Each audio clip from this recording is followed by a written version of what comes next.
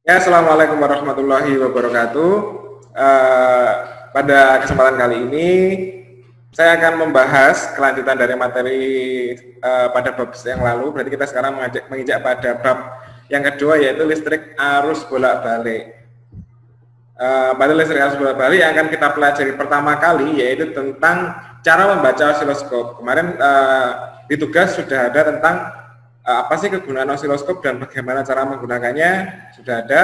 Saya harap semuanya sudah bisa memahaminya. Sebelumnya saya akan bahas sekilas tentang cara membaca osiloskop.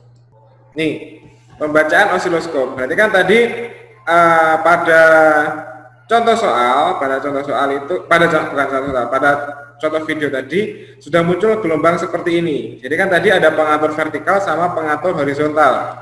Pengatur vertikal itu berarti yang ini, ada yang channel 1 sama channel 2, pengatur horizontal yang ini. Seperti itu. Bedanya adalah di sini.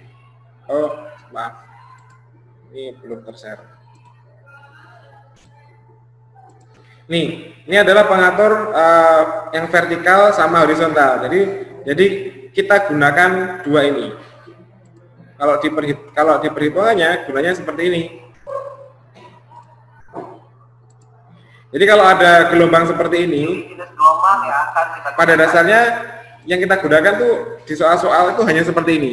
Jadi ada suatu gelombang, jika pengatur vertikal diatur 4 volt per cm. Jadi vertikal itu gunanya untuk mengatur untuk menghitung voltase, dan pengatur horizontal 5 milisecond per cm. Berarti dia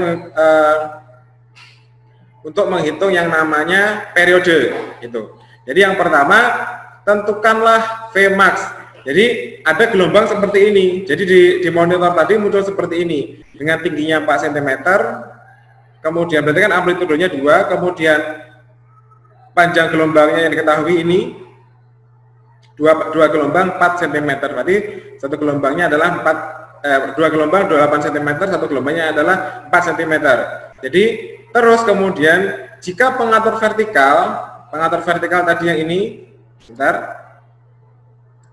Ini harusnya kalau ada alatnya langsung lebih enak nih. Jadi kalau pengatur vertikal ini ada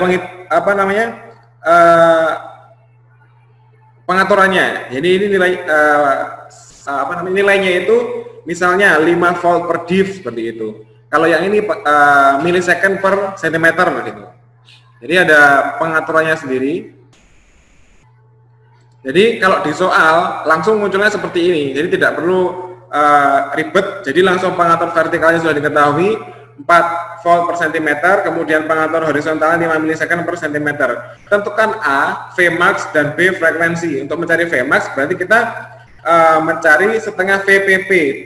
VPP itu V peak to peak, dari puncak ke puncak. Jadi V maksimal itu dilihat dari setengah VPP. VPP-nya kan sama dengan 4, berarti kan setengah dari 4, berarti kan 2. Kalau untuk mengetahui Vmax berarti kita melihat pengatur vertikal. Jadi dikalikan dengan 4 V per cm. Jadi seperti itu. Jadi setengah dikalikan 4 berarti kan 2 dikalikan dengan 4 volt.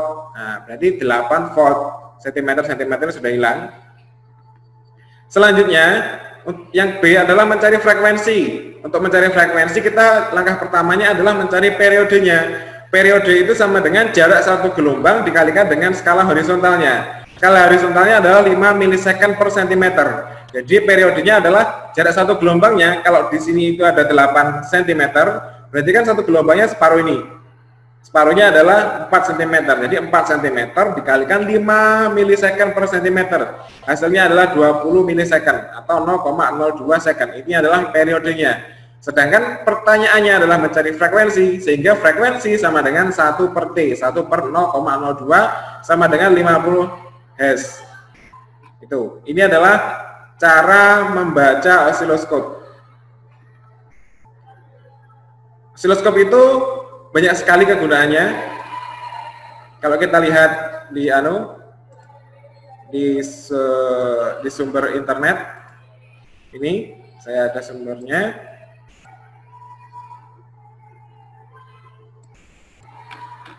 Nah, ini bentuknya osiloskop.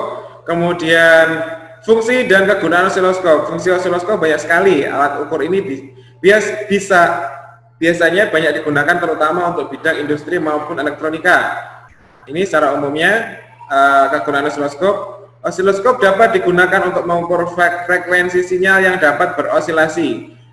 Osilasi juga dapat mengukur tegangan listrik serta relasinya terhadap waktu, kemudian membedakan arus AC dan arus DC dari sebuah komponen elektronika, mengecek sinyal dalam sebuah rangkaian elektronik, mengetahui noise dalam rangkaian elektronik. Ini mengenal jenis osiloskopnya, tidak perlu. Nanti bisa dibaca lebih lanjut lagi. Ini, jadi kegunaannya itu ada beberapa ini dapat digunakan untuk mengukur frekuensi sinyal, kemudian osilasi juga dapat mengukur tegangan listrik. Jadi osiloskop itu sebenarnya lebih berfungsi pada untuk mengukur hambatan dan tegangan pada arus bolak-balik, bukan hambatan, tegangan dan arus pada rangkaian listrik arus bolak-balik seperti itu.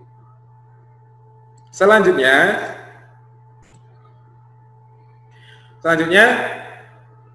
sumber arus bolak-balik adalah generator, sehingga nilai GGL induksinya sama dengan GGL max sin omega T.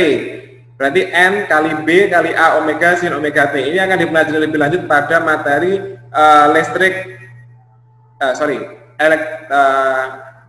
elektromagnetik seperti itu. Kemudian nilai induksi elektromagnetik, Selanjutnya ada nilai efektif dan nilai maksimum. Nilai efektif adalah nilai yang terbaca dalam alat ukur. Besarnya adalah Imax dibagi dengan akar 2. Kalau Vmax, kalau V efektif juga Vmax per akar 2. Jadi seperti itu. Kalau kita mencari Vmax, biasanya kalau di soal itu dari pembacaan osiloskop kita sudah mengetahui nilai Vmax-nya. Vmax sudah ada, tentukanlah nilai V efektifnya, yaitu Vmax per akar 2. Jadi seperti itu. Ini nanti akan digunakan untuk rangkaian RLC, rangkaian resistor, induktor, sama kapasitor, atau rangkaian seri antar ketiganya, yang akan kita bahas pada pertemuan selanjutnya. Terima kasih untuk hari ini. Assalamualaikum warahmatullahi wabarakatuh.